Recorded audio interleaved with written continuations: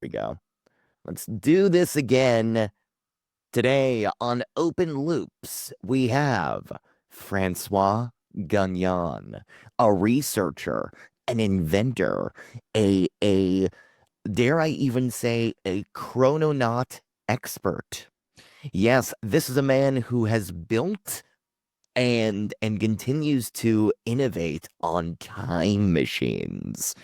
On the show before, we've talked about Stephen Gibbs, the work of the inventor. We had Agi Nostan. He talked about his time with the hyperdimensional resonator device. And Francois, who's based out of Canada, he's actually, for many years, Gibbs is no longer with us, but he communicated with Stephen Gibbs. He can continue to build and sell these machines. And he's investigated all sorts of things, scalar wave technology. He has firsthand knowledge of government projects like Montauk and the Philadelphia experiment. Super interesting guy. He plans to take time travel and time machine technology to the next level. So I was definitely excited because this man has been in the game for a long time and he's even been on MTV. Also very interesting. Here he is, Francois Gagnon. Thanks so much for coming on the show, my friend. Good evening, Greg. Thanks for having me. Absolutely. My gosh, what an interesting story. I mean, how does this guy get into time machines of all topics and also just believing that that time travel is even possible? And I mean, were you were you always this way? Did you grow up as a believer into these kind of things? Or are you just interested? Like, how did this all start? Well, like many people, it started with Back to the Future and Yeah. wanted to experiment and see what was feasible, learning about the physics of what they imagine, and then searching the internet far and wide back in the year 2000 to find out what was available on internet at that time. When was doing my research back in the day, I spent countless hours and printing countless amount of papers about the information. And if we go back to 1999, when I was freshly married in my early days, one of my co-worker, like a partner in the army, he he came to me and he asked me to build a project for him based on the Philadelphia experiment. So he told me I have unlimited budget for a year and a half, and I would be paid every week, free to travel wherever I want. To gather and say like build me a project that would be very interesting that I could present to become a higher up. Because back in the day, and the 1999, he was a lieutenant, and it was 2 years I left the army, and we were still friends. So he said like you have background in mechanical works, electronics, and you're an inventor. So who's better guy to research? And we were both detective in the army. So does this sound okay?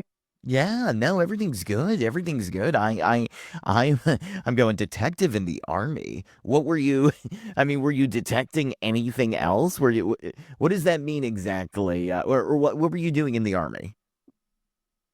The last year I served was I was lieutenant, and I was personal bodyguard of a general.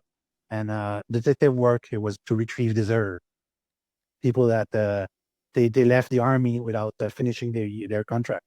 Interesting. That's part of the detective work I was doing. So you So weren't this part would of a secret underground reverse engineering alien craft. You weren't doing that. You were doing very work that people would believe you that is a real thing.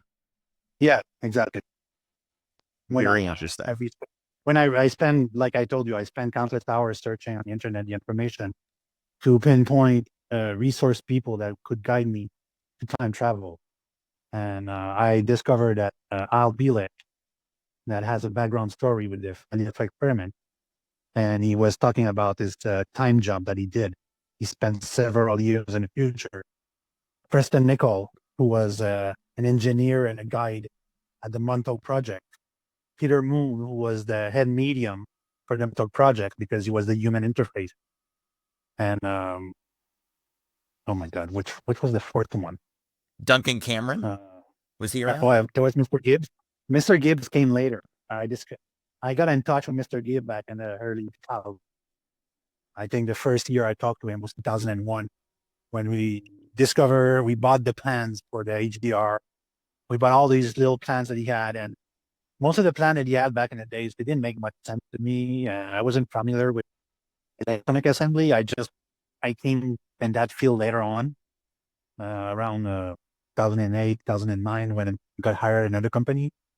But for those projects, uh, gathering all the research and parts, I finally built something that was derived from from the Philadelphia experiment, which became later known as the Brossard experiment.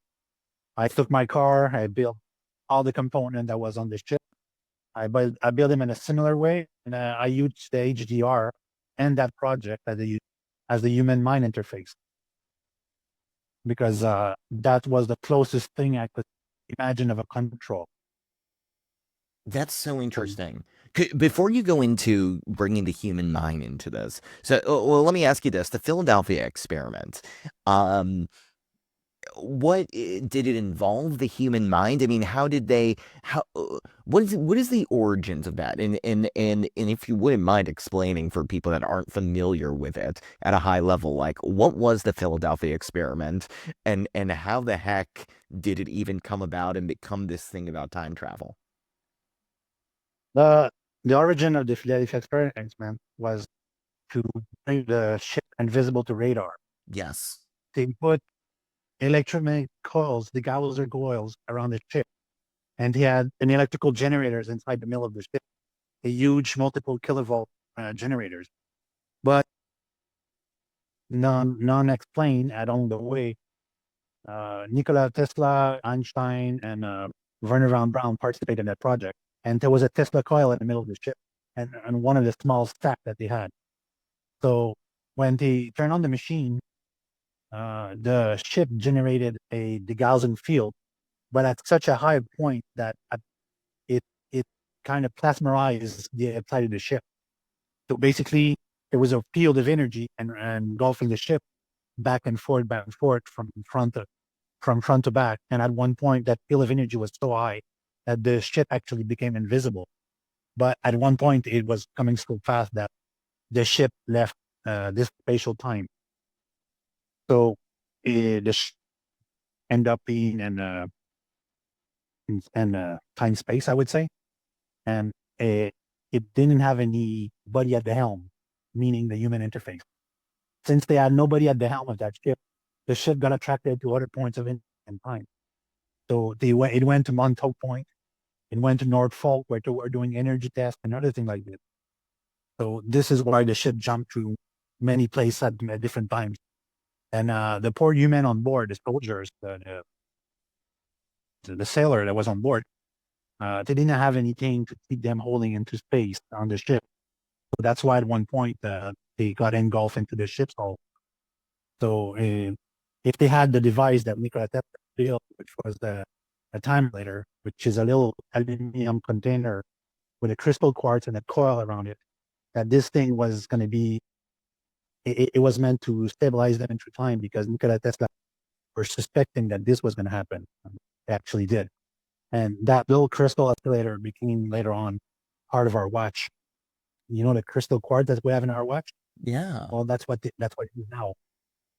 It's a crystal. We call that a crystal oscillator because a shard of crystal around a coil, well, when you pass a current to it, will pulse to a certain frequency.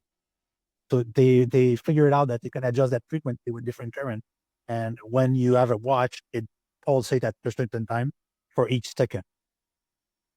So that's why like our watch of our everyday watch is synchronized. And when you set a time on it, it's a precise time because it falls with this. If you ever notice on a note is that when you go into your car, very often if you use a car, you set your watch and you set your car watch, and at one point that car watch gonna change time. It's gonna lose time or gain time because the car always moves. Yeah. That is so wild. So you're telling me that this time, I mean, this is just an example of, can you trace the history of this?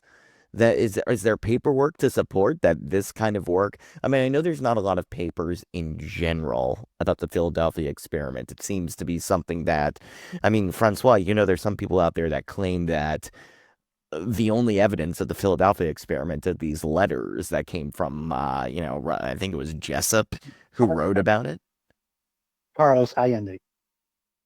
Oh, Did you, did you ever? He's the one that reported to a journalist what happened to the Philadelphia experiment.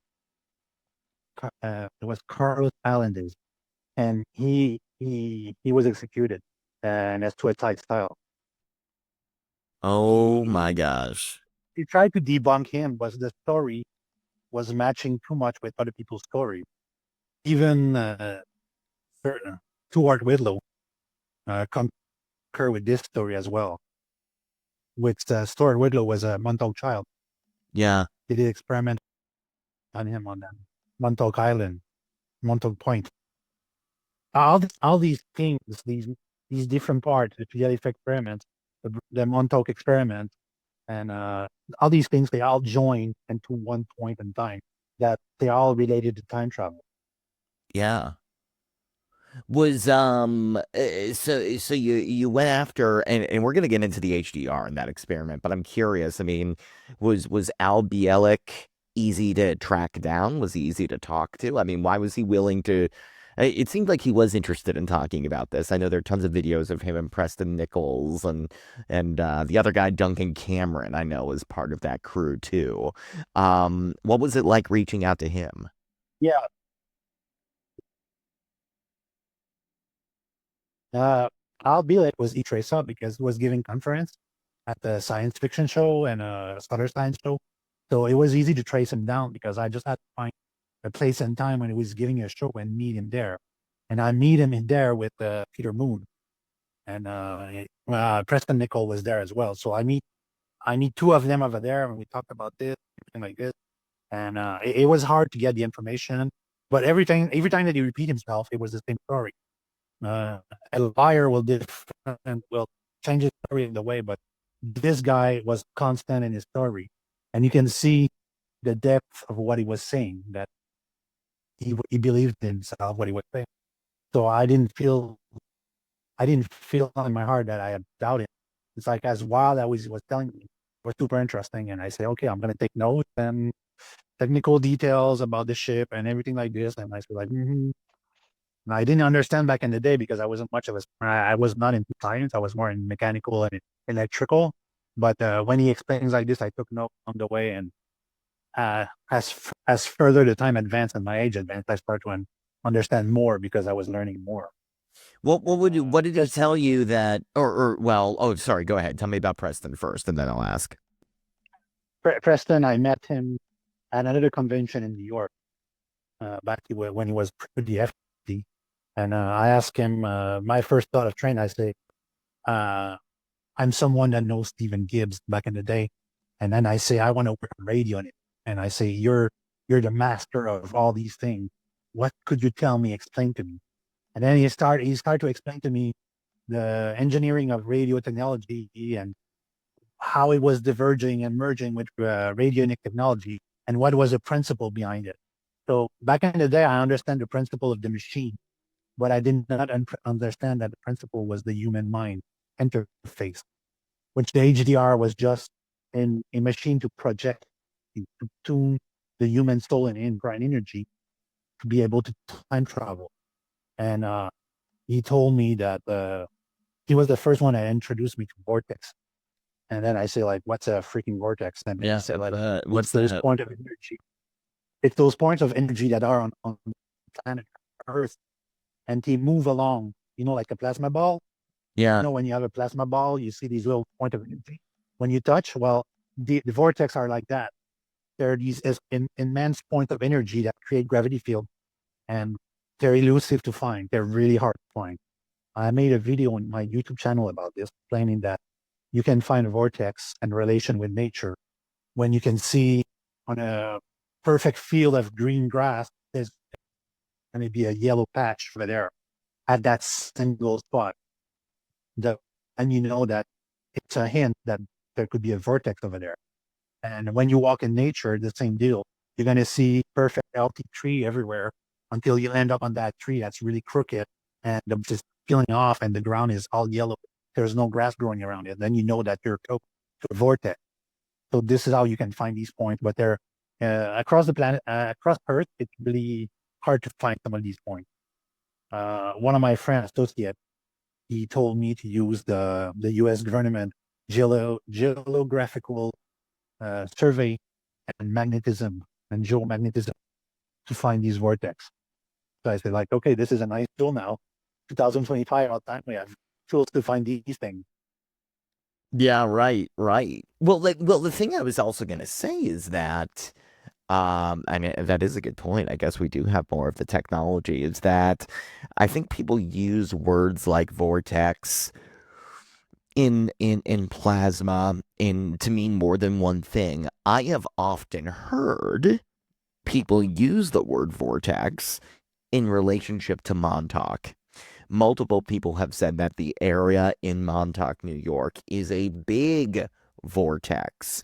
I don't know if that means that there is actually like a concentration of several vortices and that builds up to it. But um, how would you classify that area? The vortex, they have a tendency to be active and powerful around us, the coastal shore. So Montauk Point being an island, Florida being a point of the United States, there are very concentrated amount of vortex over there. Here where I live in Quebec, I have to go near the ground where it's covered with the quartz crystal, quarry crystal. So this is could be one of the places where I find a vortex, or near to a quarry, where there's a huge amount of rocks or anything like this. So around my region here, I have a few places that there's there could be potential vortex, but I have to spend time looking for it. But it's on private property, so it's going to be hard to inspect on that point. But they're very active near coastal area, New Brunswick, New York, Montauk Point, Florida, Rhode Island, all these places where there's little points there. They're going to be very active vortex. Same thing with Where do they come from? Why are certain areas vortexes and some aren't? on our East Coast. I wouldn't know how to explain that, but on the West Coast, down in California, there's so many areas that I say vortex would come in and out, and they would be very powerful. There would be in California, the vortex would be so powerful at one that just walking over there, somebody that's mildly fairly tuned could actually teleport 2 times by themselves. Has Same this thing with me. happened? How do you know? Do you say that very confidently? Do you know anybody where this has happened? Some stories on the internet that some people walking in certain region and they time shift. Those are possible because when a vortex form, it's like an hurricane. So like the field of energy is super huge, and whatever is inside that field and that feeling or thinking about that moment can actually happen or teleport them because it's a huge. When the human body is exposed to an immense energy field of magnetic force, we can create things with our mind and react with it. That's why on the circumstance of the HDR to work for time travel physically, you need a vortex. Well, I was going to ask about that. I've heard one of the interviews I had early on with somebody that claimed they were part of a government time travel program said that people often make a mistake when they think you can just do a time machine and have a time machine and it works anywhere. This guy literally claimed that all the time travel that is happening in the US government are happening in underground bases that are right over ley lines, that it is Yeah. impossible to do time travel without being on a ley line or a place of high energy concentration. Yeah, the reason for that is the ley line. The ley lines are the grid points of energy that surrounded the Earth. Um, how can I put that? Uh, it's like an IP address. Yes. on your computer when you're surfing the internet. Well, when you're online, you have your IP address that will keep you time locked to this planet. If you would build what I built before, one of the projects I built before, and you open a time vortex, time portal, you would end up in space because Earth moves through time and space, so you would end up in the vacuum of space. But in order to be locked on planet Earth to time travel, you need a ley line. You've Those can be opened a fast. time portal before? You've opened the portal before? Yeah, like I explained to you previously, I made a small time portal. I was testing the principle, and I was feeding it a huge amount of power. The transformator of an old TV with 1 kilovolt, and it was a 12-inch by 12-inch steel bar and a square configuration with many windings of copper wire, and it was like the predecessor of the time portal that the Gibbs design, the two design he made. So I was just testing the field, and when I activated with the HDR connected to it, uh, it went like a black mirror inside that field. And when I passed the flower through it and I bring it back, it was frozen solid. So in my mind, I say like, okay, luckily I didn't get stuck out wherever that was because the thing came out frozen solid. So that was like a hint to say like, okay, I'm onto something. What in the world? That is pretty wild. Um, or at the very least, I mean, how do you know? Now, because when we see Portal, we think of what's on television, but did something go through the portal? Like, could you have put your hand in it and it would have disappeared into another dimension? What do you mean by portal? What I mean by a portal is like I make a square structure based on Mr. Gibbs' plan, and like the current at the 120-volt AC wasn't sufficient to do anything. So I push it up like what I say with a transformator of 1 kilovolt, and using the HDR and focusing on wherever I want it to go. This is where it end up, like the black mirror looking to structure, and then I say let's make a test, and I pass the flower through it. And like I say, it turned to us. It was frozen solid. What you need to get this on video. Well, look, if you had this on video, would they come after you? Would the Men in Black come after you? I mean, that's a big claim. Holy moly! Uh, I guess I would be pinpointing at something very, very strong if I would have filmed that. But back in the day, I barely had fun to buy a phone or a camera. It should have been my first part of investment back in the days. But talking about the early 2000s, so no, I didn't have money to buy a camera. Sadly, that came out way later. But you could do it now. Uh, if I could do it now, recreate that, yeah, probably. But it would take me serious funds because right now, like everybody else on this in the United States and Canada, we're low on we're short on funds. That's But true. the project right now, the project right now that I'm going to recreate Mr. Gibbs time portal, and I want to combine it with the Montauk chair, which I have a precise plan for it, and I want to combine it with HDR to be able to make a instantaneous time travel portal. So this is one of my goals. I got people Yeah. backing me up right now, but this is the main goal. It's like something I want to do right now while I have the time. And summer's coming, so better time to do the testing. Yeah. Okay. So wait. So let's walk back here a little bit and understand a little more. So, Francois, you're talking to Bielek, you're talking to Preston Nichols, you're getting information, you're running stuff, you're cross-referencing with Stephen Gibbs. I mean, at what point is the goal just to get as much info as possible and then you just get into your lab and start building? I mean, what do you do with all this information? Because it can't, you could. I'm kind of curious about your journey as a time travel inventor. Yes. Well, we didn't finish the story about the research. Yeah, yeah. Tell me Okay, more. Let's go back. let's get back to Mr. Bielek and Mr. Preston Nichols. Sure. Okay. Uh, 2 months into my research going and traveling the United States, I'm looking for John Bajak. claim to build a time machine out of radio parts. I'm looking for Stephen Gibbs, which I didn't communicate before. This is 1999. We didn't talk, but I know where he lives and I know what he looks like. I already met Al Bielek to get the information I need. I already talked to Preston Nichols twice down in Florida, up in New York, to get the information I need, the explanation. And this guy says, we're going to meet again in the future because you, you're going to be this guy in the future. Like everybody, the two person that I met is Mr. Gibbs and Mr. Nichols. It told me that you're going to be something in the future. So I think that with a grain of salt. So working on coming back to Canada with information. I'm stopping at flea markets where Mr. Nichols told me, go over there, pick up these parts. He gave me parts number. He say, build this power transformator. And then I say, I have no experience in building transformator. So he say, find someone that can do it, build these parts, and this guy's going to build you a transformator.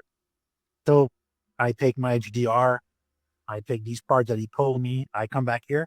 My landlord, where I was living, was a technical electrician. He was building projects and power supplies for big companies back in the day for GE. So who's better to build me the parts I need than my landlord? Fortunately, he's a super sweet man, and he helped me with the project. So I take my piece of scrap car, I start assembling the battery supplies, everything, the power transformators, the HDR, the delta antenna, building inside the car. We wind up the magnets, everything like this. This man helped me for 3 months building this project. So I didn't drive around with the magnet outside the car. So it's something that the day that I was ready to make this project, which became the Brustart experiment, we wound up somewhere in the backyard of somewhere and Stowe Boulevard assembling the car. We were near the highway, so we're ready to go. So my friend's behind me and he said, I'm going to be a witness. Back in the day, the only thing we had available was Polaroid camera. Oh God, we didn't have anything else to film or anything. Yeah, right. Talk about 2001, we're broadcast people. We don't have much budget. We don't have digital camera for anything like this. This is the best we could do. So I assembled the car, get the car ready. I go on Highway 10 and I start turning off the temp and everything like this, using my old parts, everything that the old man told me. And he said, go this procedure, this procedure. So along the way, I turned on the system and the HDR started to intertwine with the energy level of the car.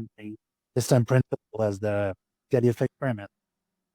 It wasn't a big energy field because I didn't have a 5, 6, 7 kilovolt generators. But at the start, my friend in the back was telling me uh, the car was the view of the car was waving. It was starting to form an energy field. Oh, wow. So along the way, when I'm driving, I'm trying to drive my car, look at the road at 6 a.m. in the morning on a Saturday morning, and I'm trying to not attract too much attention. I'm trying to dial the HDR with my headband on my head, the magnet in the middle, and try to do 3 things at the same time. And at one point, I have a flash. My friend says there's a flash, but the car is not inside. So the car is still driving, and I see other things. I play on my video because it's going to be too long to explain. And then at one point, after 2 kilometers of doing testing like this, between 2 points, the overheat because the positive cable inside the car was rubbing against the middle. Then along the way, 5 kilometers later, the fire broke out inside the car and I had to pull over. And that day, I warned my friend I was in the army. I was going to do the test.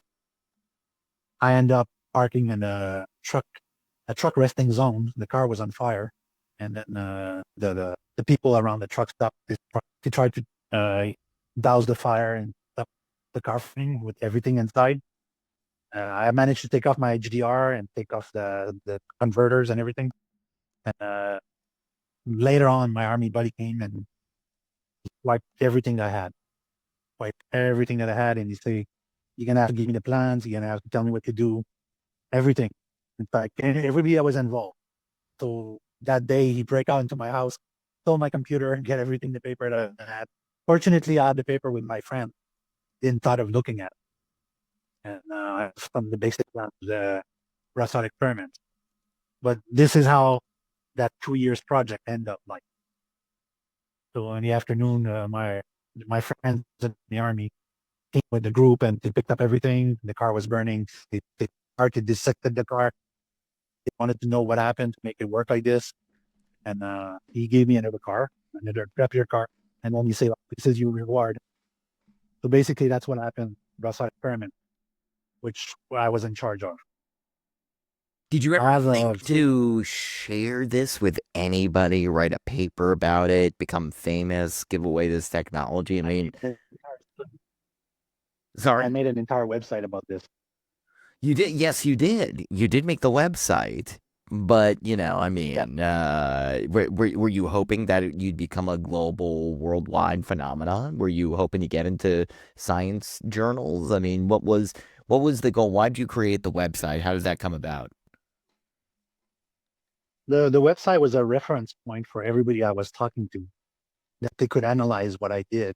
And I didn't have technical plans or schematic of what I did because basically it was just an assembly of idea. And all I remember was a connection. But the power transformators the power controller that I bought at the flea market on the behalf of Mr. Nichols, he told me to buy this. And my old landlord that assembled everything didn't have any plans. It was just building up something to make it do something and so on and so on. Very So interesting. this is basically recreating the Brassard experiment would be a serious nightmare of trying. Right now, I know what to do. I know how to do it, but it would be one hell of a job. It was a nightmare to do. It took me 3 months and a half to build, and trying to deny the question on my wife. Just to say, what you doing with the car?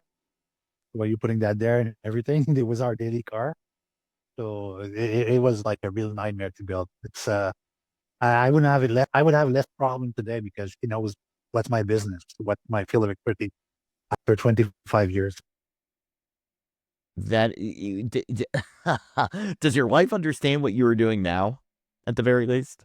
Yes, my entire family knows what I'm doing right now because I showed them. I showed them the HDR. I made them try the HDR. They tried it.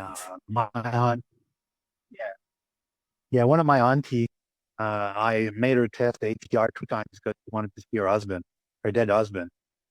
And then it took a long time for her to practice to actually achieve that. And she was the second time she used the HDR, she came back in tears, and she say, "I was in his hand." She said, like, "I was literally in his hand," and then I say, like, "You didn't left the room," and I said, like, "I know, but I was in his hand." So she was like very emotional. So I studied that those reports up until now that I just learned recently exactly what the HDR does. Like at 20 plus years later, right now I know exactly what the HDR does. What does I it can describe to do? someone. Yeah, I mean, how for some from people out there that don't believe it's even possible to meet a dead relative through time, how the heck is this working? The AR is what I call the human mind interface, meaning that the key to time travel is it's the human, our soul, our energy, from the day we're born to the day we die. We are registered on this line, what we call the temp line. So the moment you start existing on the temporal line until the moment you die, you are this little line, this little fine line in time. So if you want to time travel, you can travel between these 2 points from the day you're born, from the day you dead, you die. Or if you're really good, to your past self, to your reincarnation before, because we're all reincarnated through time. So if you want to time travel with HDR, you can use it for astral projection or spiritual projection, meaning that you're going to use the HDR and those specific conditions that Mr. Gibbs write on his direction, and then you're going to follow the procedure, do the treatment. And what it's going to do, it's going to project your mind, your today mind, to your past self or your future self. So if you want to correct something in your past, you can in theory do it. But according to Mr. Gibbs' calculation, the moment you go back in the past and you start interfering with the past, you just create another timeline. I was gonna say, I mean, doesn't that mess up things? Because you were telling me the other day that there are rules to time travel in terms of how much you can change. Rule number one, you don't change the. So what happens when people are going to do yeah, so if someone wants to go see a relative that's passed, can they interact with them? What happens They if can they do? interact as, as close as well they did, but it's if I can give you an example of what your body with time travel is, deja vu. Does that happen to you very often?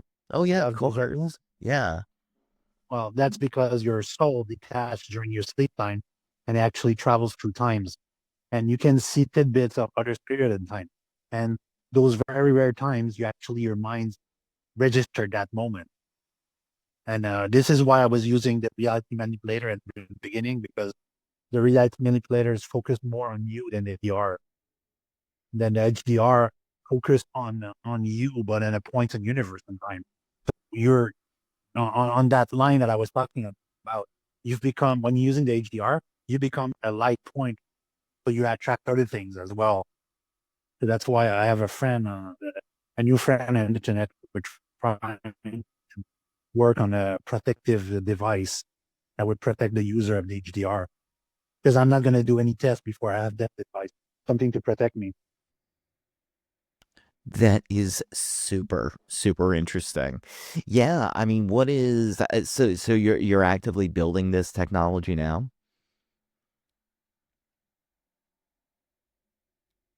So, sorry, it was in here. No, I was gonna say, so you're working on a new HDR device. Yes, like I say, uh, the goal right now of Time No More, which is my company, we're trying to gather build a combination of machine that work, the Delta T antenna, the HDR, the Montauk chair, the time portal. We're trying to combine all these idea right now to make a time portal that actually gonna work like right now. Like the HDR, it works as a mind human interface, but when you use it by yourself, it's a delay. You're sitting with the machine there, it's not gonna happen right now. Rare occasion it might happen right now if you're on a powerful vortex or on a ley line, but the person that's going to use the first time user of the HDR, if they're in their room by themselves in a neutral environment exposed with Wi-Fi or anything like this, it might take several days or maybe months before whatever they wish for going to happen. This is why combining the Montauk chair, the Delta T antenna, the time portal, and the HDR combined together, it would be such a powerful force that would work right now. What could go That's why when I bring wrong? my It feels like a lot. That's a lot of dangerous technology where, I mean, could it blow up your house? I mean, this doesn't what why how can you test this safely? we're not talking about anything that has gas or fuel or combustible. It's electrical components. What could go wrong? You just bring it. I'm just gonna end up creating a super powerful magnet. That's all I'm gonna do.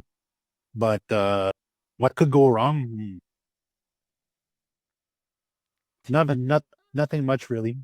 It's like okay, let's say in the best of world, the machine worked perfectly as I had planned, and I open a vortex somewhere in time. And then let's say I open a vortex 65 million years in the past. Well, on our side, we would see on the portal, we would see a projection of what's on the other side. But on the other side, they wouldn't see what's on our side because this is something from Mr. Gibbs and Nikola Tesla explained that when Nikola Tesla was using the chronovisor, it was a one-way directional vision. It was like a TV screen with a camera right on the other side. So whichever way he turns it, he could see there. It wasn't a projection. It was a future screen to see the future, but right where he was. And for Mr. Gibbs, what he was explaining to me is like the portal is not supposed to be visible from the other side. So he said that's why if you cross the portal, you have to put marker where it is. Because if you lose your mark where the portal is, you're stuck in that period until somebody waits for you to come back. So I'm taking these factor into account, and it's going to be a lot of experimentation. Seriously, I don't think that 3 months is going to be sufficient of test. The summertime is going to be sufficient. Do you believe somebody else has already invented something like this? Has somebody else gone in these secret government projects? I mean, I know we've talked about We before, talked about yeah, the Andrew Bashago and some of the other. I mean, is there, are you just catching up with something that's already been created, you think? uh, time travel technology exists right now. The U.S. Navy owns one. The Russians own one. The Russian KGB, they own a time slip technology, and the Japanese owns one. The reason why it's not being used very often, that immense amount of energy that's consumed, and the risk of interfering. From what I've learned, is like they only use it in last resort, and because they're in government hands, it's not something that they told around with. In Japan, they used it for prediction. So they were talking about when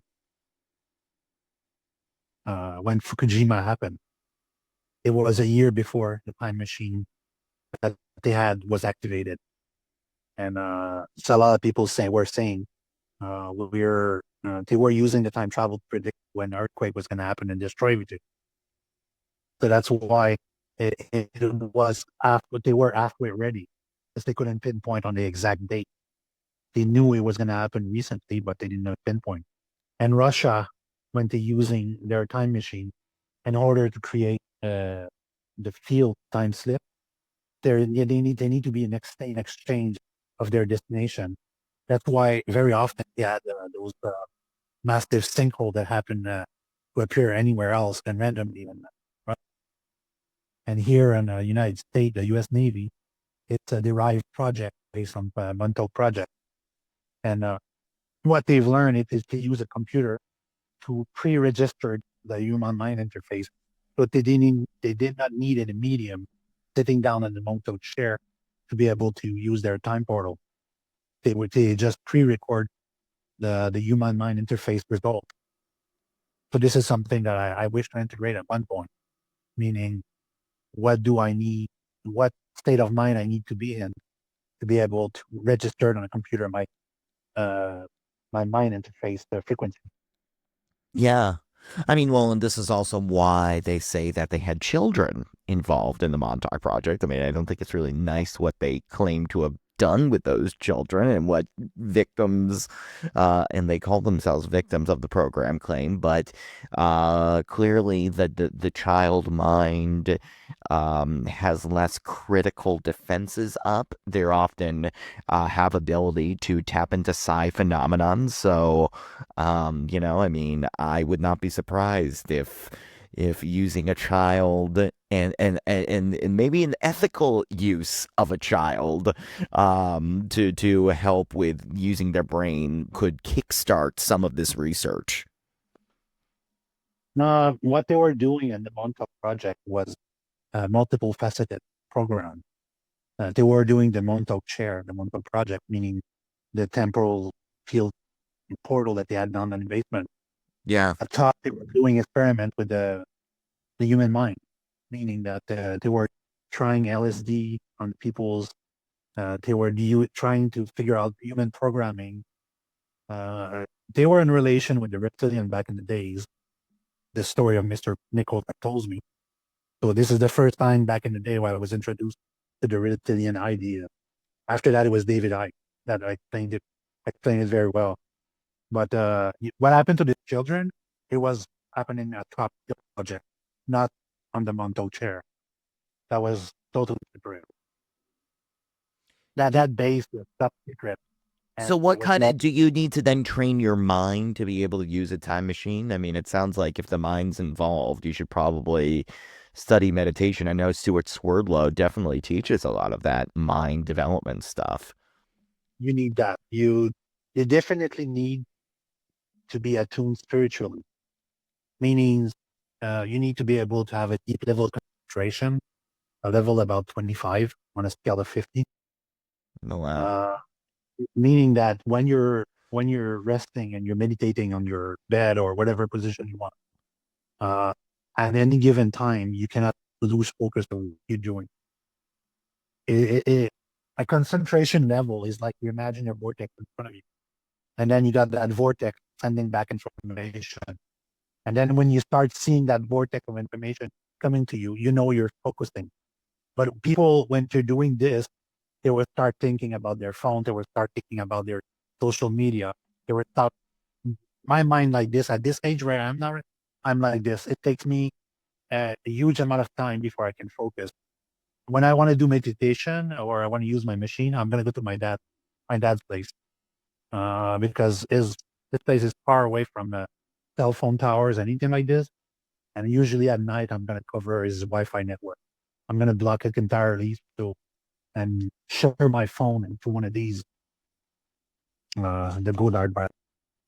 So I put my electronics in there to make sure that there's no radio wave, nothing that can interfere with my mind. You said you've done this before. You've used the machines and you've traveled, didn't you say millions of years? Can you tell me about that? Uh, okay, this is purely theoretical story from my based from my accounts. Uh, I wanted to go as far as the UH. So I asked the machine and the universe to throw me back as far as possible. And I did that over a course of a year, multiple time over to discover that the human race date back to 5 million years ago. We were set here, and this is not even at the time of the Anunnaki and when they came here to dig for gold or anything like this. This situation happened way after. 5 million years ago, we had one iteration of human race, lasted for 125,000 years. Then they obliterated themselves. It took 1 million years before the entire Earth cleaned up their existence from Earth. Then there was another iteration, and then another many millenniums afterward. This happened 5 times in a row until the alien comes down and say, let's give them free course and see what's going to happen. And then uh, this is the last stages of the dinosaurs because the dinosaurs were here for a long time. And human lived along with dinosaurs on the last stages. As a reference, you can, if you want to see what it looked like back then, as fantasy as it sounds, there's a cartoon called from Gendy Tartaka, the dinosaur and the Cro-Magnon man. I forgot the name. Just forgot the name, but this cartoon shows the last era of the human living with the dinosaur and the modern human. Who made this cartoon? Is it somebody that actually knew this or were they just No, guessing? it I don't know Gendy Tartaka. He's a director for different cartoons. Because I don't And know if they had access to like a chronovisor or something. Yeah. I don't know, but I can say that this depiction of the end of that time was very accurate in that cartoon. And Oh. it was very special because when I saw that cartoon and I feel like this is the last time before the Anunnaki came here and took over. Because all these reptilian stories and all these Anunnaki stories, those are the very last. Those are and within our timeline. This is where you see when they talking about the giants and the Egypt era. You see those statues that are 30 feet tall, depicting Yeah. pharaohs and anything. Those are the last. It wasn't long enough period for her to efface to erase that history because the Sphinx and the pyramids, they're way older than what people think. Way older. But they're those date back from 900,000 years ago. Wow. I did over the course of a year and a half 6 usage of my HDR that I like to do, and I traveled to projection, spiritual projection. So this spiritual projection, I was asking the universe for the HDR to throw me back as far as possible and do multiple jump, and I wanted to see different era in humanity, and I saw tidbits, and it's when I came back that you have like flashback of your memories of when you're using them. It's not instantaneous. Very interesting. So did you, I mean, is this the one of the last times you traveled? Did you try other times after? I mean, what happened from there? Well, that's the part when I told you about the protection. Using the HDR, you open your energy, your spiritual energy, to you become like a beacon, a flasher in the astral world, and you can attract bad energy. Yeah. After 2000, after 2008, 2009, 2010, all the member of I'm No More with this band because we lost two members to cancer, and we didn't have any more time to give that. I Right. was I was following into other activity, and then it started to attract bad energy, and it took me 7 years to cleanse that bad energy. This is why now I'm wearing this amulet. It's like it's a little sugarite. It's a stone from Russia, and it's a sacred instruction on it that protect me. So I rely on this for my good luck. I'm really happy. But this is what I'm using right now, and somebody has came up to offer me another better protection for my use. Uh, I make them aware of what's happening when they buy the HDR and they test it. Yeah. But first thing I ask is like, do you have faith in God? Do you believe in God? And then they say yes. I feel like we use a cross and wear a cross when using the HDR. Stephen Gibbs was very Christian. That's what Aguinaldo said. He believed a lot in I mean, he thought they were aliens that came down or sorry, Aguinaldo said they were likely extraterrestrials that brought the machine, but Stephen Gibbs looked at it from a that they were angels. I mean, are you a believer in does that shape your beliefs at all?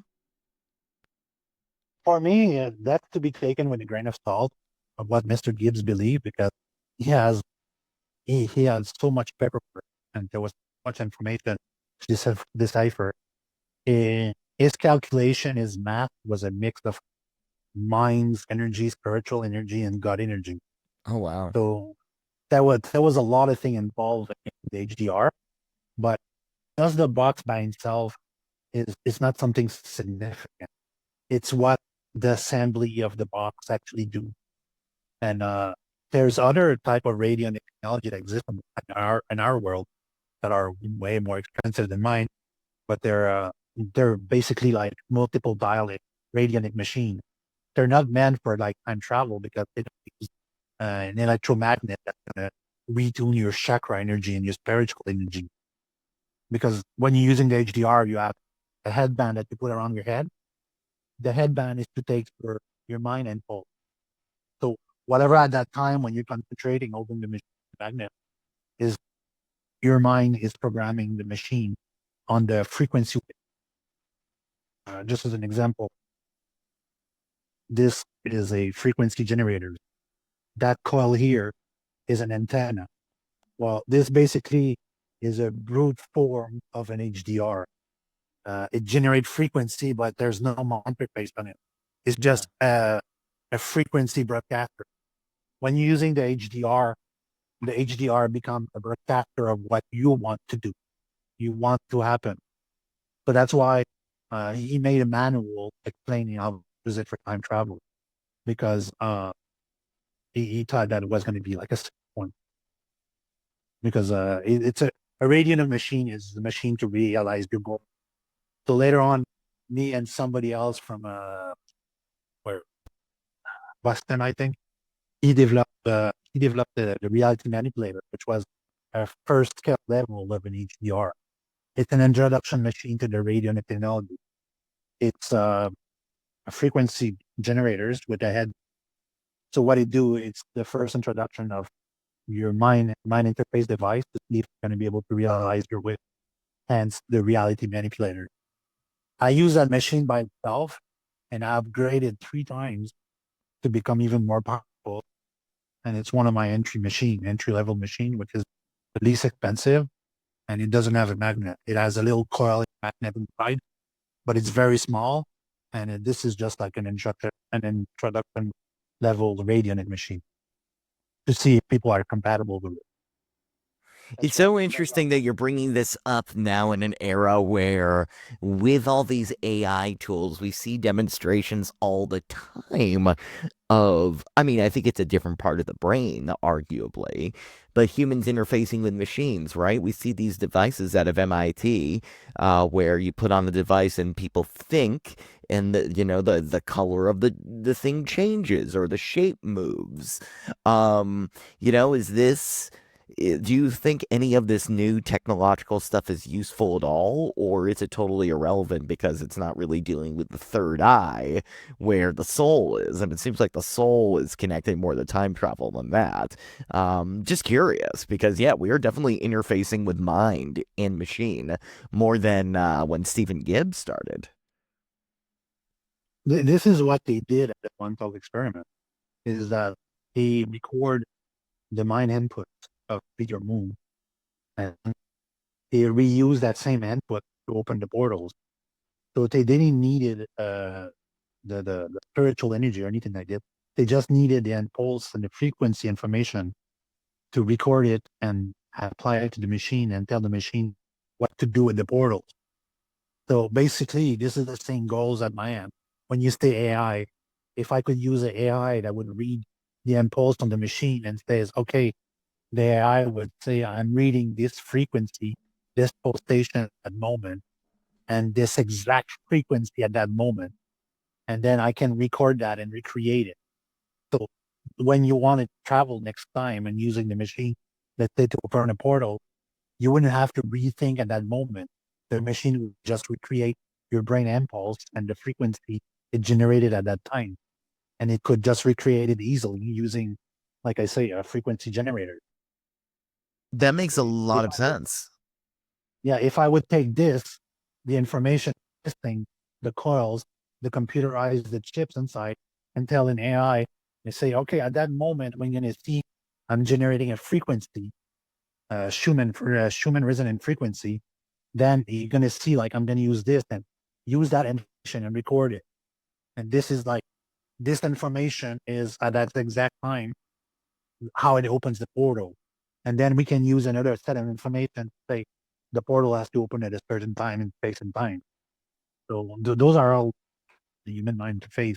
This is where I'm going to use like the information I had about the Montauk chair, because the Montauk chair is a huge version of Stephen Gibbs magnet for the HDR, because the HDR used a 7-inch, 6 layers or 8 layers winding coil magnet.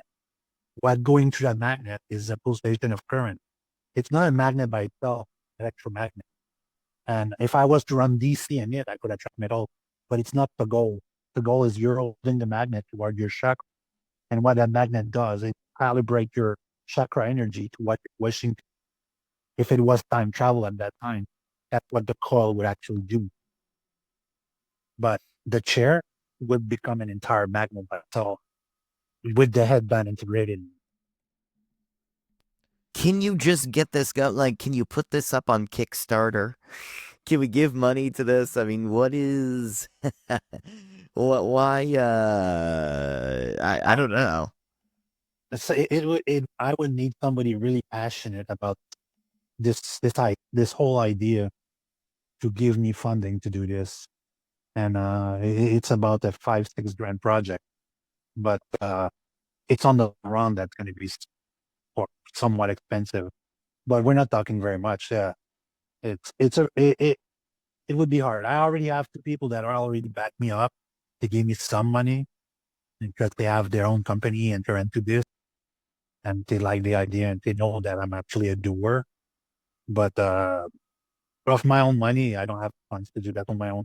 It's an expensive project. But if I was to find somebody kind enough and worthy enough, I say, yeah, yeah. But I mean, GoFundMe and the Kickstarter, no, nobody would be crazy enough to fund such an idea. But I mean, it seems look, you're and I know you post a lot of the time and we'll link to the Paranormalis forum. I mean, there's an active community of people that play with these machines that are out there that believe this stuff is real. Um, is there a world where, you help make this not seem as crazy? Well, on that forum, paranormalist.com, it's my main forum. It's one of my friends who own that place. It's where I post the result. Just recently, I came up with about uh, 10, 10 different report that I had.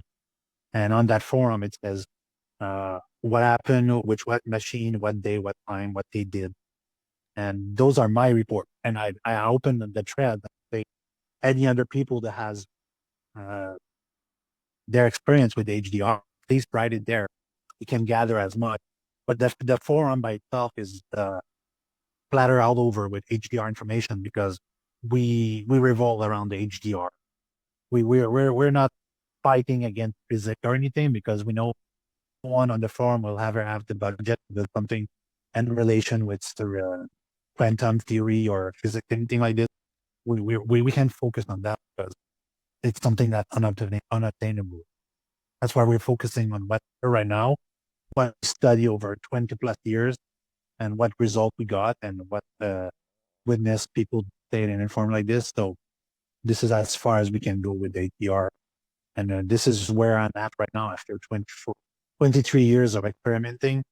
This is where I'm at and saying all these experience I have and all these skills I have, I want to combine them in one machine that would actually work like right now.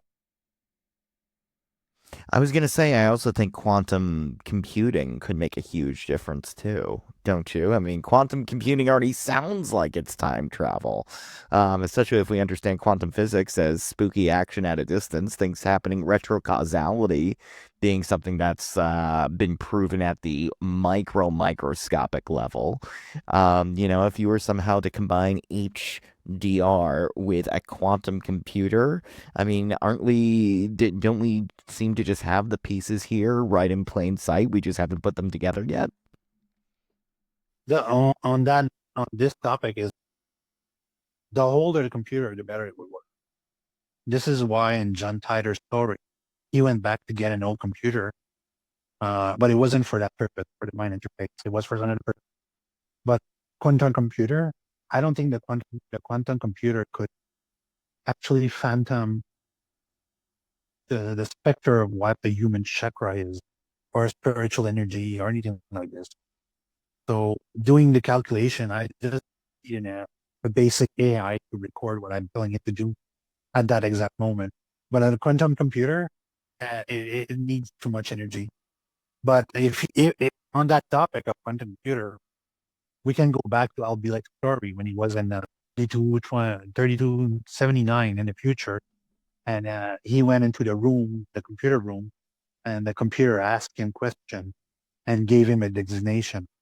And he had to wear that anti-radiation suit because that computer was alive for what functioning for multiple centuries. So I don't doubt that the quantum computer that are on today, they're still going to function in how many centuries from now. They're going to What, play an important role. what I was going to say, Francois, why can't you just travel using your machine, go 10 years into the future, 10 years into the future, and then learn what you need to do to get your machine to work? This is something that I explained before is you can travel through the timeline from the day you're born to the day you die.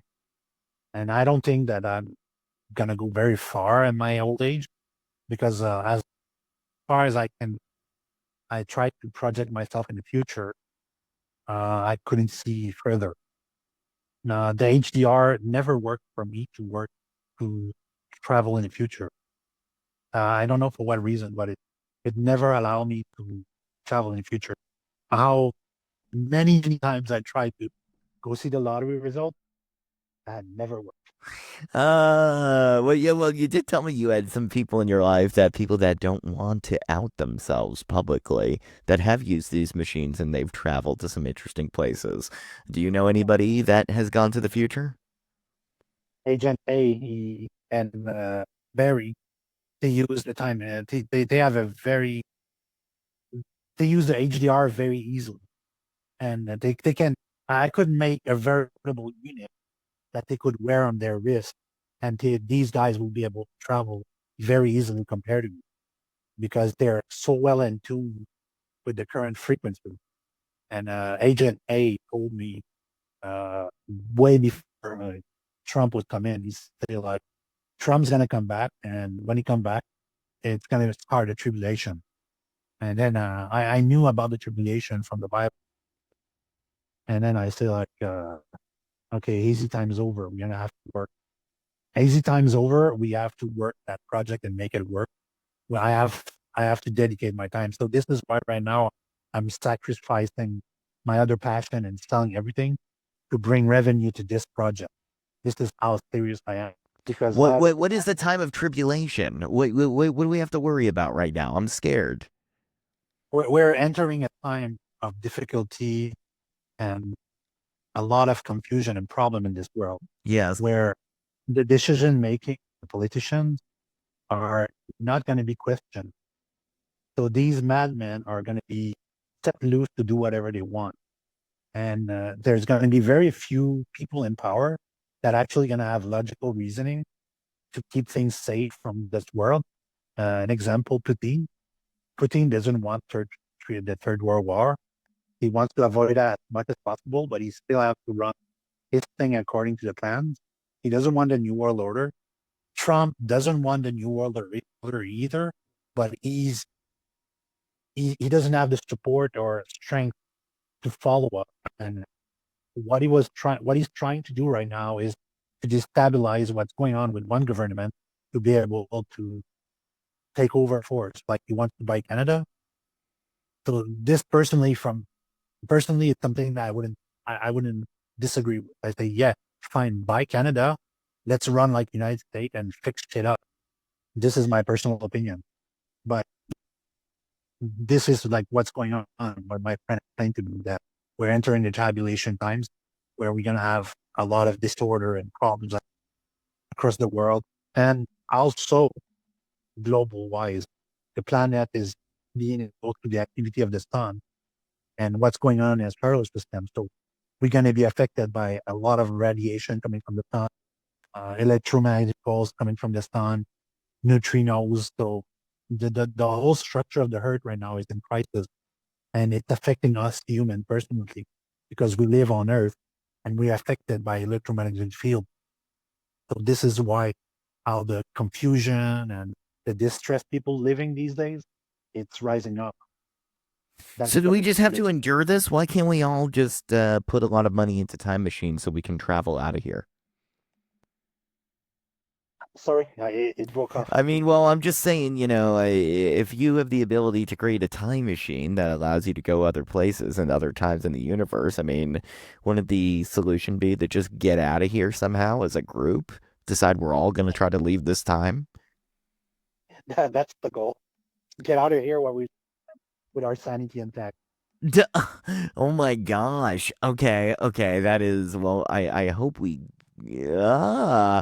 I mean, I'd like to believe it's possible. Has Agent A or anybody that's used the machine, have you ever witnessed anybody in these machines? I mean, I'm trying to imagine, does this person, they put the device on, do they disappear in front of you? Are they still in their body and they come back? What does it actually look like when they're traveling? One time I had a witness in Lake Barrie, Ontario. He was on an Indian reserve. The guy rolled me over and he says, I have even give HDR. And then he say, I can make it work to physical time travel instantaneous. And then I say, that's 10-hour drive. Come and see you. So I wrote to one of my friend and this friend sponsored me some money and he said like, go get the result. Go see, go witness it by yourself. Whatever you do, drive over there, take 2, 3, just do it. So I go meet the guy. The guy's on an Indian reserve. Very, very dangerous place. It's drunken peoples and then native Indians that taking drugs and stuff like this. So it's really harsh. We go to his cabin. The guy doesn't waste time. He said, "This is my HDR. I'm gonna show you what it." So the guy sits in the corner of his room, but there's a red circle on the ground. He explained to me that under that circle there's a powerful vortex. Show me with a compass, like those black compass that you open and you see the needle spinning north south. So he showed me over there, and the needles are spinning. And I'm not saying like just lightly, start spinning like a turntable. So I said, Yeah. dude, but the guy sits on his chair, his homemade chair, which does look like the Montauk chair. And he puts HDR on his head, does the treatment. 30 minutes goes by. And the guy says, like, okay, I'm done. Sit there, watch me. And then you say, like, keep your eyes locked on me. And the guy sit there and he has his hand closed there on the table, sitting on his chair like this. And at one point, it flashed. There's a black flash. For a second, the guy just disappeared from my for a second. The moment I blink my eye, the guy's gone, and he's for a fraction of a second, he's there. So I told him like, what happened? And then he's like, I went over there. Did you saw? I said, I saw for a fraction of a second. I saw the chair and I saw you. Could be a blink of an eye, could be anything. The guy opened his hand and he had a quarter. I look at the quarter and it wasn't the head of the queen. It wasn't a Canadian quarter. It was the head of Adolf Hitler. What? I went to another dimension and then he said, I grabbed the closest thing that was nearby and I came back with it. And then I said, you went to another dimension. He said, like, yeah.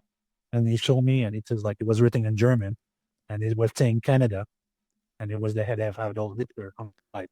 No way. No, that's I crazy. was I was flabbergasted, and I say like, okay, this is a proof, and this is pretty extreme. And then the guy told me that he was using the HDR nonstop since the day he got it, and a half before. It was the year that Stephen did was taping his HDR with a yellow electrical tape. So that was probably an early 2000 model of that, and it was pretty. I'm like, wow, I was amazed.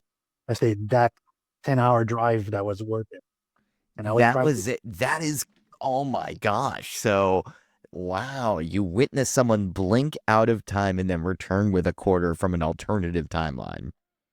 yeah, exactly.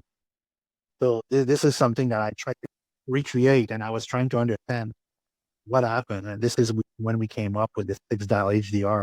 And then he said we could make our HDR better if we could fine tune the precision of the input. So this is when we came up with the putting more dials. And say we were looking for other machine, other radionic machine that weren't time travel machine. And then he said we could combine the way they fabricate this with this, according to Mr. Gibbs, and this that. This is when we came up with this 6 dial HDR that following years. So that inputs like after that, the the other result that I had was 2021. I had a couple from New Brunswick that came to me and they said, we want to buy an HDR from you because we heard that you're the only one that can build one. And back in the day, I probably charged a little bit over more of what I was supposed to. And I built them an HDR according to the spec that we did with our first 6 dial HDR. I spent a month winding the magnet myself, and then I ship it back to them. And I kept in touch with them for about 6 months.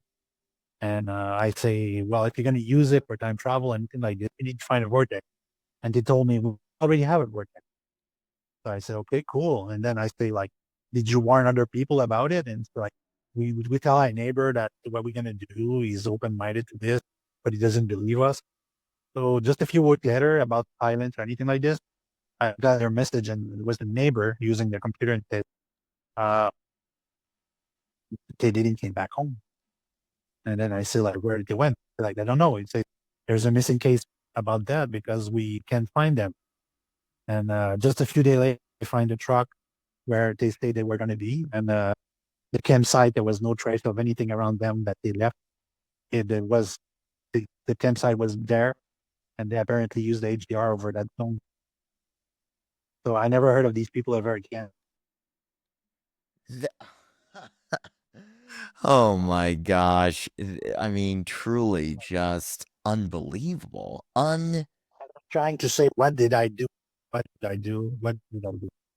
I say, what did I do with this machine that actually worked? And when the neighbor told me on the ground where they were, there was a yellow patch of grass. And then I said, okay, they did find a vortex, but how strong was it? And I never heard from them again. So This this can this is be, not, I mean, Dewey, if it sounds like it could be dangerous stuff, though maybe they wanted to stay where they were. I'm not sure. there was no information. They told me there was no information of what they were going to do with the machine or where they were going to go afterward. So that was just and in the neander, like they went somewhere and they just disappear. That is so wild. Um, oh man. Oh man. Okay. Well, look, this is so I think everybody's got to check out your website. We're gonna link people to it. Um, I want to know before we go. I mean, you told me you got to tell the story to people because you told it to me, and I think it's wild. Britney Spears was interested in one of these devices. What's the story there? Oh, Britney Spears. Oh yeah, when the guy from MTV back in 2007, Rob Dyrdek from the Rob and Big Show on MTV, he got his hand on HDR and he wanted to try it. But Mr. Gibbs was doubtful of him and very paranoid at that time. So he landed on Time No More after doing how many research. And then he put me on TV and he say, the guy from the director from MTV, can can you help this one of our guys to use the HDR? And then I say, well, we're in the process of building a 6 dial HDR, and we can guide Mr. Durdek to use the HDR, but I mean, under the circumstance that he's going to use it, I cannot promise any result. It had to be those specific results. So for the sake of the show, they agreed. They like, okay, we're gonna take it with a grain of salt and humor. And these guys. They came here from the moment they started. They weren't serious, but they did take the time to come all the way here. So when Yeah. they came here, we finished the 6 dial HDR, our first prototype, and we were in the process of making another. And Mr. Durdek left with the 6 dial HDR, and he used it in California, where there's a lot of vortex. And then, but I didn't hear much about him. But a few time later, I checked on the internet, says like whatever happened, and then I landed on the HDR that was for sale, our HDR that was for sale on eBay. Learning that Miss Pierce bought it, and after that, we followed Mrs. Pierce for a short while, and we saw that she was going through a lot of things in her life, and that time when she shaved her head, Yeah. probably at that time, the HDR. So How do after you that, know? I mean, I never. did you speak to Britney Spears? Like, how do we know it was her? No, I just she had my email on Yahoo, and then she communicated with me about 3 times. She say, "How do I use the HDR? What can it help me with? Because I'm in distress. I want to change things from my past and everything like this." So I guide her to my video that I made at that time, and it was on YouTube. And after that, I never heard of her Oh my gosh. Britney Spears tried to save herself with a time machine. because yeah, you have to admit that after a few years of doing her short and thing like this, we don't. I don't even know if she's still making music or anything like this.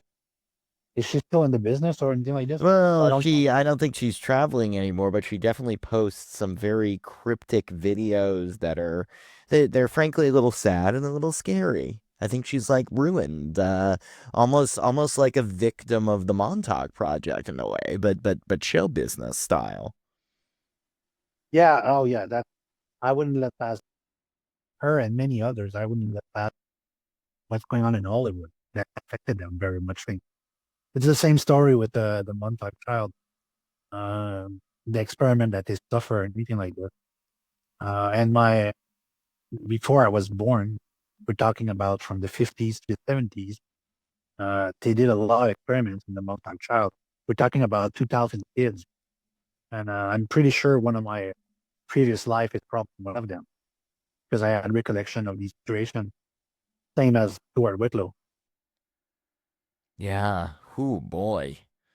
All right. Well, look, where should people, if people want to start digging into more of this stuff, where should they go? Is your website the best place to find you? The But they should start by informing themselves on what HDRs are and everything like this by visiting the forum first, paranormalist.com. Yes. And if they have more question or they're interested in acquiring one, then they can visit Time No More. Very cool. Very cool. Yes. I mean, when do we think? When are we going to see the latest edition? The new iPhone, but for the HDR? When are we going to see the new release? Are we thinking like a few years? I mean, we got to get you some money first. But if we got you enough money, do you think we're going to have something you could have a prototype within before 2028? That's the date that time travel is supposed to be disclosed. So that's what I'm wondering. Yeah, that would be like building something that's a mix of a computer and analog technology, and something that would be portable based on the real manipulator, something that you could wear on your arms like a band. That would be the long term dreams to have like a very portable time travel machine that give instantaneous result. That would be super interesting, Definitely. Definitely. and Well, something that wouldn't require nuclear energy or a huge amount of power. Because technically speaking, your phone basically has all the technology that the HDR already has. It has a frequency generators. It has a tracking chip, which is a GPS chip that calculates your space and time at every moment of the day. It has a computer. So we could basically just create an app that would transform your phone, put an external antenna. Now use this combined with this, we could create time travel machine, create an yeah. app, and using a frequency generators, and then just connect it to your mind, and then your body basic. This is basically your mind interface device, and this is your electromagnet, and then poof, you got your time travel machine. So And could we just build it into our phones? Could we make it an app? I mean, seems easier than a DeLorean. an app would be feasible to create an app, tell the phone what to do, then combine it with an external simulation and the mind interface. We can even, I don't think that we would need like a physical contact with the machine to capture your mind impulse to the headband, because the HDR use the headband to capture your impulse, your information you want. And yeah, I think that would be the end goal. And I don't know, probably in my 70s, if I make it that far. Ha ha. Yeah, yeah. What about these time travel? I mean, are we going to get access to any of these machines in the government at any point? The Navy, the one in Japan? I mean, is there any hope for disclosing the truth about this, or are they just going to keep it hidden from us? It's going to remain hidden. I think that the most popular thing that the government has, either any one of them, is the chronovisor, which was a Tesla invention to see the future via a screen. I don't know if you remember the movie with was it Will Smith? No, wasn't Will Smith. There was a movie about a guy that was working on a project and it ended up being this. It was a chronovisor. It was a machine that could see in the future. Who made that movie? I don't remember. A long time ago. But that Yeah, well, I mean I know I'm thinking of Stargate SG-1 when people talk about Stargates, but I don't know. Yeah, I don't know which off the top of my head. I do know that I know the legacy of the chronovisor from the Vatican, right? With Father Netti and They were studying Gregorian chants at the Catholic University of Milan, and then they started hearing sounds, and then they put visuals to it, and he got holograms, and then DARPA, and then it became part of the Project Pegasus that Andrew Basiago ended up doing. They just made it 3D. But what is your understanding? Didn't you told me that someone leaked plans of the chronovisor a few years ago? What's the story there? There's Mr. Gibbs had a preview of this, and there's a plans on even Gibbs that you can turn any TV, an old analog TV, into a chronovisor. That too, I would like to work on, but I never came around to have the space to do that. Because remember, he had a full garage to himself. I don't have access to many spaces. If you go in paranormalist, you can see the limited amount of space I have. This is one of the problems I have right now with space to work. I can build my HDR, but I cannot make bigger projects. I have no room to keep them. Do you have access to those plans? Do you have the chronovisor plans that were leaked? All these plans, all of Mr. Gibbs' plans are available on paranormalist.com for free. It's a time travel machine plan schematic. They're all available there for free. So that's interesting. So if we meet some other inventors out there, or if you're listening to the show and you want to build a machine yourself, paranormalist.com has all the plans. Yeah, we posted everything there. Everything that Mr. Gibbs gave me and my friend shared with me, everything is posted there. Usually, the different I had with Mr. Gibbs was I was going to take over building the HDR, but I couldn't sell the plans. If somebody was asking for a plan, I would hand it them for free. So at one point with the owner of the forum, we discussed that we should put every plans or everything that we have for free on the website. So if I die, somebody could take over and follow up and keep the experiment going on. Because basically, uh, my goal is like, yeah, I want to sell my machine, but I want as many people experimenting and coming with results. So that at one point in time, we have such a reference of how to use a machine precisely that anybody could learn to use the machine and make it work really fast. So this is the end goal. The more people I have, the more experimenter I have, the more result I have, the more we can pinpoint what actually works, how it works. So this is my end goal. And my current end goal is to use all the experience that I gained over the course of 20 plus years to build, like I told you, the time portal. So we can bypass all of this and have instantaneous time travel.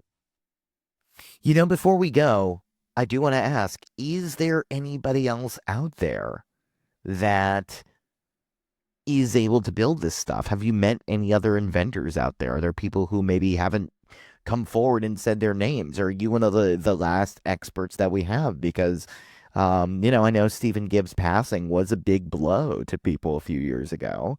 But, I know you're carrying on the legacy. I mean, who's going to keep it going besides you? Have you met anybody else? Are there other builders out there? I mean, what is your experience in the world of time machine inventors?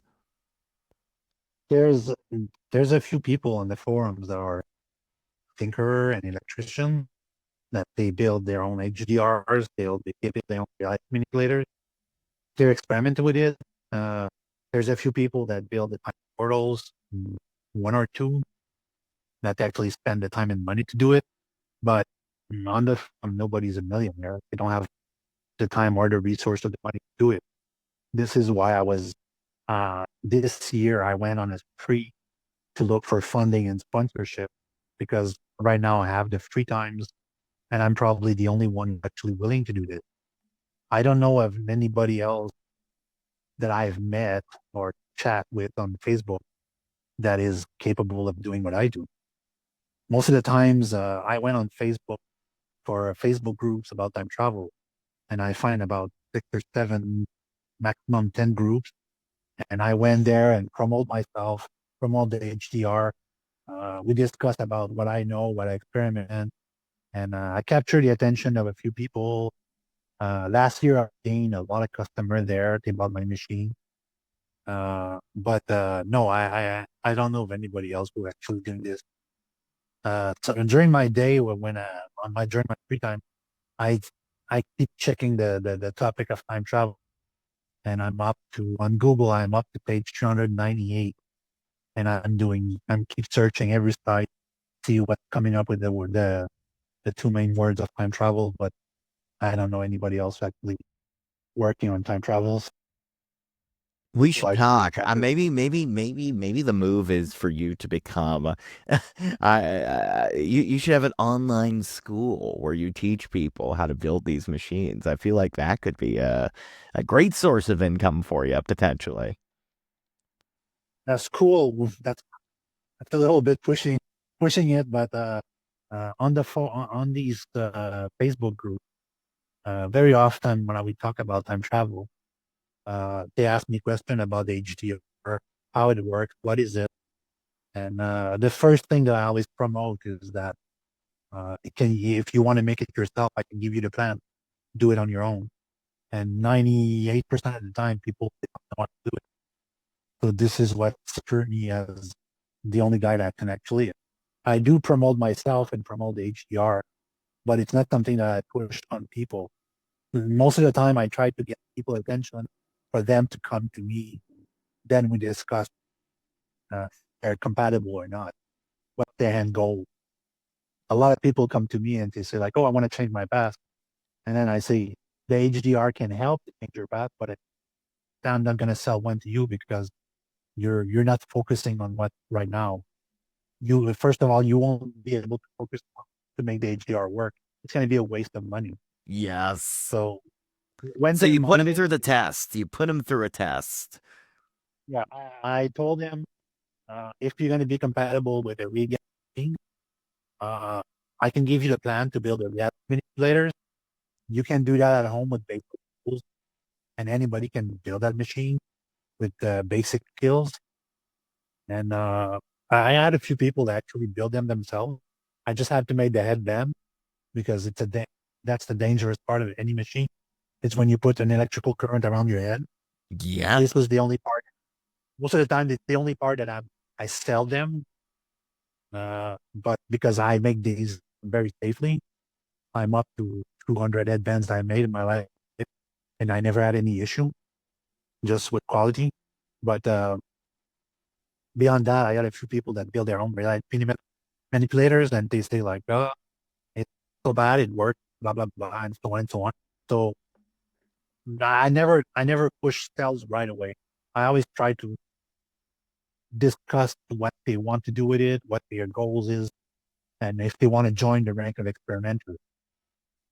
But if they want to directly aim at changing the path, I say like, no, I'm gonna move to someone else and say, here's the plan. You can make it your go to an electronic store, pay someone to build it, but I'm not going to be responsible for it. That's my goal. My goal is to get people to experiment it and bring results. Very interesting. Wow. The strange world of Francois Gagnon. Fascinating stuff. Well, everybody, we will link to your websites. Super interesting stuff, as well as you got to check out the Paranormales forum too. This is just weird things. But hey, if enough people have an interest in this, then maybe we can get out of this terrible era we're in. Holy moly. Yeah, geez.